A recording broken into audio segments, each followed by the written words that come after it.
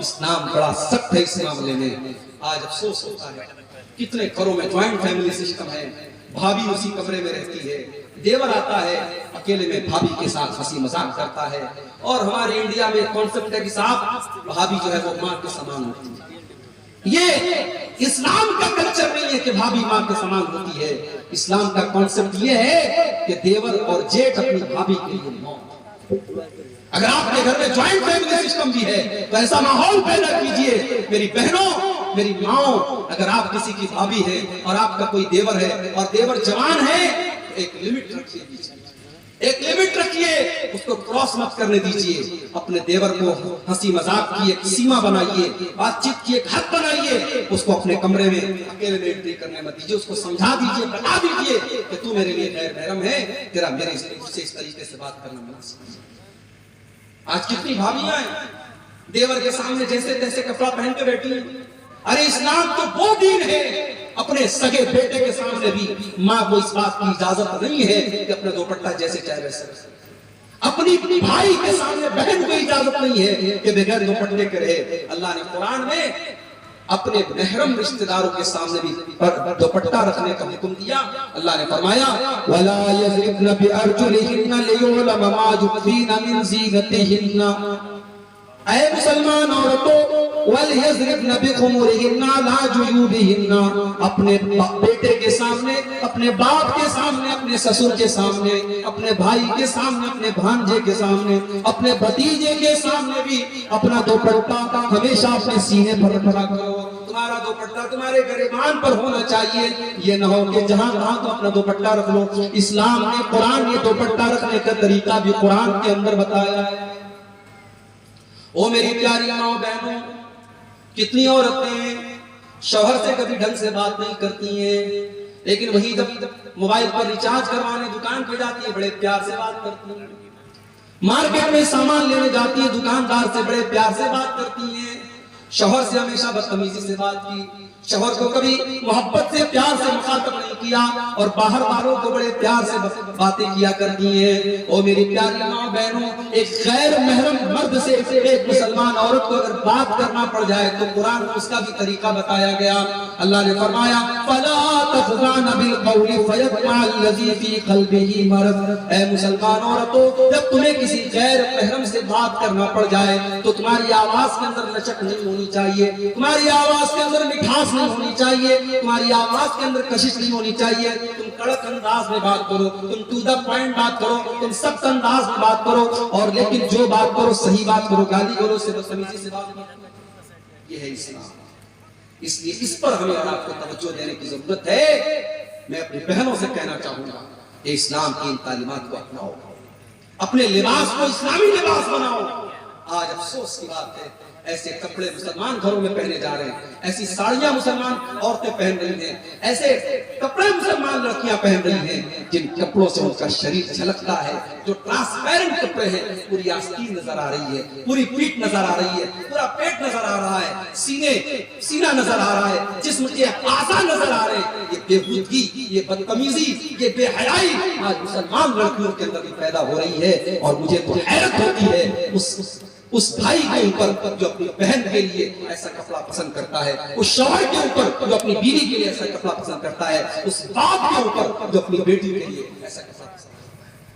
اگر آپ کی بیٹی 7 سال کی ہو گئی, 10 سال کی ہو گئی, اس کو چھوٹے چھوٹے کپڑے پہنانا بند کر دو. اس کے دماغ میں ڈالو کہ وہ مسلمان لڑکی ہے, اس کو پورا ڈریس پہناؤ. جب وہ گھر سے نکلے تو پورے کپڑے میں نکلے, تاکہ جب وہ 18 سال کی ہو جائے, 20 سال کی ہو جائے, تب اس کو یہ سمجھ میں آ جائے کہ مجھے کیا پہننا ہے. اس کی ٹریننگ میرے پیارے بھائیوں 8 اور 10 سال کی عمر سے آپ کو کرنا ہے. اگر آپ نے 8-10 سال کی عمر میں اس کو چھوٹے چھوٹے کپڑے پہنائے تو 18 سال کے ہونے کے بعد بھی وہ چھوٹے کپڑے ہی پہنے. اور آج ایسے کپڑے عام ہیں جن کپڑوں کے بارے میں اللہ کے نبی نے فرمایا تھا کہ جہنمی عورتوں کا کپڑا ہے, وہ کپڑا پہننے والی عورتیں جہنمی ہوں گی. وَنِسَاءٌ كَاسِيَاتٌ عَارِيَاتٌ مُمِيلَاتٌ مَائِلَاتٌ. ایسی عورتیں جہنم میں جائیں گی جو کپڑا پہننے کے باوجود ننگی ہوں گی, جو دوسروں کو اپنی طرف آکرشت کریں گی اور خود ان کی طرف مائل ہوں گی. رؤوسہن کاسنمۃ البخت المائلہ، اور ان کے ہیئر اسٹائل کا حال یہ ہوگا جیسے اونٹ کا کوہان ہوتا ہے۔ لا يدخلن الجنہ، ایسی عورتیں جنت میں نہیں جائیں گی، اور جنت میں جانا تو بہت دور کی بات ہے۔ ولا یجدن ریحہا، وہ جنت کی خوشبو بھی نہیں پائیں گی۔ اس لیے مسلمان عورت کا لباس صحیح ہونا چاہیے۔ ٹھیک ہے آپ کے بنگال میں اور بہار میں ساڑیاں پہنی جاتی ہیں، ساڑی بھی اگر آپ اچھے طریقے سے پہنے تو پورے جسم کو ڈھانپنے والی ساڑی بھی ہوتی ہے، لیکن گھر کے باہر جب نکلے تو صرف ساڑی میں نہ نکلے، مکمل سر سے پیر تک پردے میں نکلے، اور گھر کے اندر بھی اگر ہے تو ایسا کپڑا پہنے جس سے پورا شریر اس کا ڈھکا ہو۔ ایسا کپڑا پہننے کی اجازت نہیں ہے جس سے اس کا شریر نظر آئے، اپنے باپ کے ہی سامنے کیوں نہ ہو، اپنے بھائی کے سامنے ہی۔ تو یہ پہلی چیز ہے، عشق اور پیار۔ دوسری چیز، والدین کی لاپرواہی بھی بہت بڑی ذمہ داری بنتی ہے والدین کی۔ آج جو لڑکیاں مرتد ہو رہی ہیں، اس کے پیچھے والدین کی بھی بہت بڑی ذمہ داری ہے۔ آپ نے اپنی بچیوں کو پڑھایا لکھایا، لیکن آپ نے اپنی بیٹیوں کو کبھی یہ نہیں بتایا کہ اللہ کا مقام کیا ہے، رسول کا مقام کیا ہے، اسلام کیا ہے، ایمان کیا ہے۔ کبھی آپ نے اپنی بیٹی کو یہ نہیں بتایا۔ میری پیاری بہنوں، آج پرائمری سے لے کر ہائی اسکول تک، انٹر تک، گریجویشن تک آج تم پڑھائی کر لیتی ہو، لیکن اللہ کے بارے میں کچھ نہیں پتا، رسول کے بارے میں کچھ نہیں پتا، ایمان کے بارے میں کچھ نہیں پتا، غسل کا طریقہ تک نہیں معلوم، وضو کا طریقہ تک نہیں معلوم، پاکی کے بارے میں نہیں معلوم، ناپاکی کے بارے میں نہیں معلوم۔ او میرے بھائیوں، اپنی بیٹیوں کو ایسی تعلیم دو کہ آپ کی بیٹی کم سے کم اس لائق ہو جائے کہ قبر میں اس سے پوچھا جائے، من ربو کا، تیرا رب کون ہے، ماں دینو کا، تیرا دین کیا ہے، من نبیو کا، تیرے نبی کون ہے، تو آپ کی بیٹی جواب دے سکے۔ اتنی تعلیم دے، اپنے بچوں کو اتنی تعلیم تو دو کہ کل جب آپ کا انتقال ہو اور جنازہ کی نماز پڑھی جائے تو آپ کا بیٹا اس لائق ہو کہ کھڑا ہو کر کے اپنے باپ کی جنازے کی نماز پڑھ سکے، مغفرت کی دعا کر سکے۔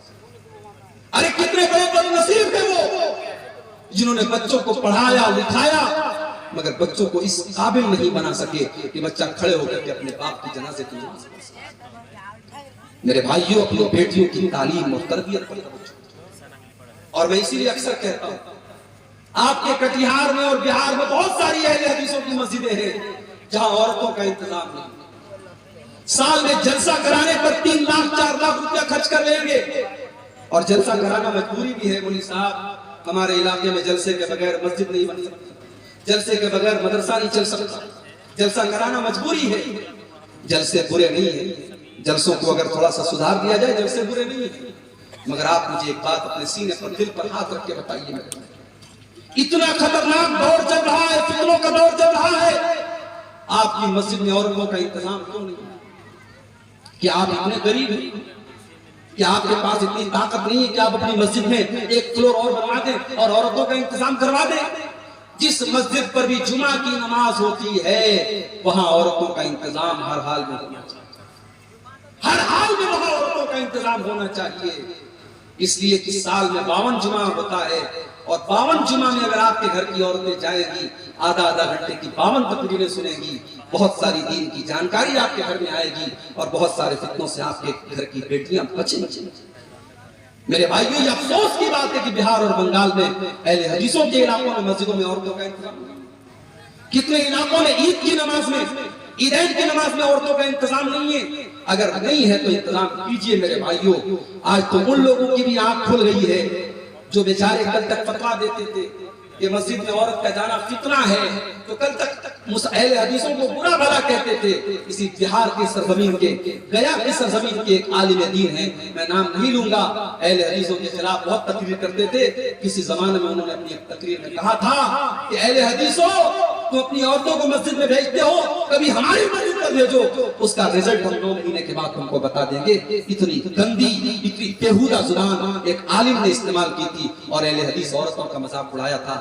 آج ان کی زبان بھی کھل رہی ہے اور وہ کہہ رہے ہیں حالات بہت خراب ہیں، اب عورتوں کو مسجد میں بھیجنا چاہیے، اب جمعہ کی نماز میں عورتوں کا انتظام کرنا چاہیے۔ اسی طریقے سے جلسہ تو ہو رہا ہے، آپ کے علاقے میں بہت سارے بنات کے ادارے ہیں، لڑکیاں ان اداروں سے پڑھی ہیں، فارغ ہیں، ان لڑکیوں کے ذریعے چھوٹے چھوٹے پروگرام گاؤں گاؤں میں کرائیے، گھر گھر میں کرائیے۔ 15 دن پر 1 مہینے میں गांव के किसी एक घर में औरतें इकट्ठा हो जाएं और कोई पढ़ी लिखी लड़की, आलिमा लड़की उनको कुछ कुरान की बातें बता दे, कुछ हदीस की बातें बता दे, कुछ मसले मसाइल बता दे, ये करने का काम है मेरे भाई। आज इस काम को अगर हमने नहीं किया, हमारी आने वाली नस्लें हमें माफ नहीं करेंगी। 10-15 साल के बाद हालात क्या होंगे आप सोच नहीं सकते हैं। कितनी तेजी से हमारी कौम के अंदर बिगाड़ आ रहा है, आप सोच। और तीसरी जो वजह है मेरे भाई, लड़कियों के मुर्तद होने की तीसरी वजह मोबाइल का बेजा इस्तेमाल। मैं ये नहीं कहता मोबाइल हराम है, मोबाइल इस्तेमाल मत करवाइए अपनी लड़कियों से, मगर आप मोबाइल देने के बाद नजर भी रखिए। रात को 2 बजे आपकी लड़कियां ऑनलाइन है, क्यों ऑनलाइन है? ऐसा कौन सा इंपॉर्टेंट काम है रात को 2 बजे वो करो? रात को 2:30 बजे वो बैठ करके कोने में बात कर रही है, माँ को पता है, बाप को मालूम है कि मेरी बेटी बात कर रही है, मेरा बेटा बात कर रहा है, मगर यार सारा जमाना वही कर रहा है तो चलने दो। अगर हर आदमी यही सोच ले सारा जमाना वही कर रहा है तो ये गंदगी तो बढ़ती चली जाएगी। कम से कम हर आदमी अपने घर को तो बचाए, अपनी बेटी को तो बचाए, अपने बेटे को तो बचाए। मेरे भाई को याद रखो, अगर माँ के कदमों के नीचे जन्नत है और बाप जन्नत का दरवाजा है, तो हर बाप ये भी सुन ले, हर माँ ये भी सुन ले कि अगर आपने अपनी औलाद की सही तरबियत नहीं की है तो ऐसी माँ के लिए और ऐसे बाप के लिए जहन्नम की वईद की है। अल्लाह के नबी फरमाते हैं, मा मिन अब्दिन यस्तरईहिल्लाहु रईयतन सुम्मा यमूतु यौमा यमूतु, जिस इंसान के कंधे पर अल्लाह ताला कोई जिम्मेदारी डाल दे और अपनी जिम्मेदारी को वो सही तरीके से पूरा न करे और उसी हाल में उसका इंतकाल हो जाए, इल्ला हर्रमल्लाहु अलैहिल जन्नह, ऐसे इंसान के ऊपर जन्नत हराम है। जन्नत हराम, उस माँ के लिए जन्नत हराम है। इस माँ ने अपनी बेटी पर नजर नहीं रखी। अपनी बेटी कॉलेज की छुट्टी हो रही है 2 बजे, घर आ रही है वो 6 बजे, बाप को कोई फिक्र नहीं है, माँ को कोई फिक्र नहीं है। नहीं मेरे भाई, आप तरबियत कीजिए, आप तवज्जो दीजिए और मोबाइल का इस्तेमाल जरूरत भर होना चाहिए। अपनी बहनों से कहना चाहूंगा, इंस्टाग्राम पर आईडी बना करके गैरों से बात करना बंद कर दो, व्हाट्सएप पर गैरों से चैटिंग करना बंद कर दो। कुछ लड़कियां होती हैं कहती हम टाइम पास के लिए कर रहे हैं, माफ कीजिए, आपके टाइम पास करने के लिए बहुत सारे काम है, टाइम पास करने के लिए बहुत सारे काम है। आज यूट्यूब पर उलमा के बयानात या बयानात सुन लीजिए, कोई इस्लामी चीज आप मोबाइल पर देख लीजिए, कोई हदीस याद कर लीजिए, कोई दुआ याद कर लीजिए, लेकिन अपने टाइम को इन फजूल चीजों में मत गवाइए मेरी बहनों। ये आपके लिए बहुत मुहलिक और खतरनाक है। अगर आपने इंस्टाग्राम पर और व्हाट्सएप पर और फेसबुक पर किसी को अपने पास आने दिया तो इस बात का डर मौजूद है कि कल वो आपको बहका करके ज़नाकारी और बदकारी के रास्ते पे लेके जाएगा, आपकी इज्जत खराब कर देगा, आपकी दुनिया भी बर्बाद हो जाएगी और आपकी आखिरत भी बर्बाद हो जाएगी।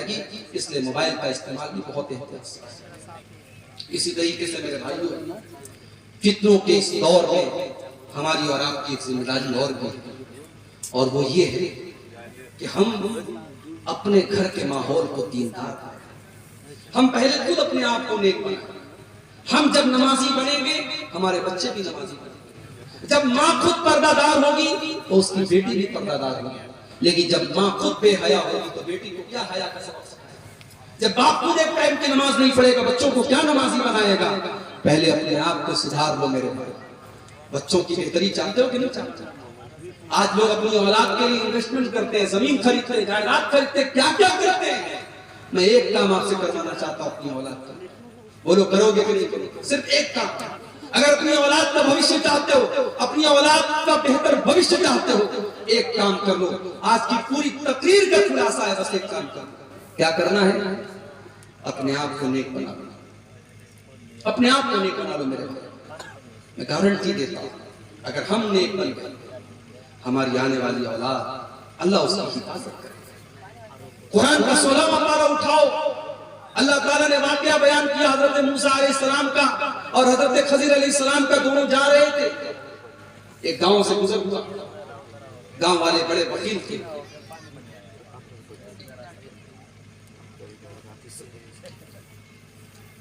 गांव वाले बड़े कंजूस थे। दोनों को भूख लगी थी, खाना मांगा। गांव में किसी ने खाना नहीं। दोनों बेचारे थके हारे दीवार के सहारे बैठे हुए। अचानक हजरत खजर ने देखा कि एक मकान की दीवार गिरने वाली है। हजरत खजर बॉडी बिल्डर आदमी थे, खड़े हुए और अपने हाथ से दीवार को ठीक कर दिया। میرے وہ نوجوان جو گٹکھا کھاتے ہیں، تمباکو کھاتے ہیں، شراب کے عادی ہیں، ڈرگس کے عادی ہیں، یاد رکھیں وہ اپنی جوانی کو برباد کریں۔ جو گٹکھا کا عادی ہے کہ وہ ایک اچھا باپ نہیں بن سکتا، اپنی بیوی کا حق صحیح طریقے سے ادا نہیں کر سکتا، ایک اچھا شوہر نہیں بن سکتا، سماج میں ایک اچھا انسان نہیں بن سکتا۔ گٹکھے کھا کر کے اپنے شریر کو برباد مت کرو، نشے کا عادی بنا کر کے اپنے جسم کو برباد مت کرو، اپنے مال کو اور اپنے شریر کو برباد مت کرو۔ حضرت خضر کی طرح باڈی بلڈر بنو، حضرت موسیٰ کی طرح باڈی بلڈر۔ حضرت خضر نے اکیلے وہ دیوار ٹھیک کر دی، جب وہ دیوار ٹھیک کر دی تو حضرت موسیٰ کو بڑا غصہ آیا۔ انہوں نے کہا کہ آپ نے دیوار کیوں ٹھیک کر دی؟ تو بڑے کنجوس لوگ تھے، انہوں نے ہمیں کھانا تک نہیں پوچھا اور آپ نے ان کی دیوار ٹھیک کر دی، آپ کو پیسہ لے لینا چاہیے تھا۔ تو حضرت خضر نے اس کا جواب دیا، کہا کہ وہ دیوار 2 یتیم بچوں کی، وَأَمَّا الْجِدَارُ فَكَانَ لِغُلَامَيْنِ يَتِيمَيْنِ فِي الْمَدِينَةِ، وہ دیوار 2 یتیم بچوں کے مکان کی دیوار تھی، اور اس دیوار کے نیچے ان کا خزانہ دبا ہوا تھا، اور ان بچوں کا باپ بہت نیک انسان تھا، باپ مر چکا تھا، لیکن اولاد کے خزانے کی حفاظت اللہ نے مجھے کرنے کا حکم دیا، اس لیے میں نے دیوار کو گرنے نہیں دیا، تاکہ کل جب وہ بچے جوان ہو جائیں اپنے باپ کا خزانہ پالیں۔ میرے بھائیوں، آپ کی زمین، آپ کی جائیداد سیف رہے گی، آپ کے بچوں کے کام آئے گی، شرط یہ ہے کہ ہم اور آپ نیک بن جائیں، نمازی بن جائیں، دیندار بن جائیں۔ آئیے، رات کا آخری وقت ہے، اللہ سے ہم دعا کریں۔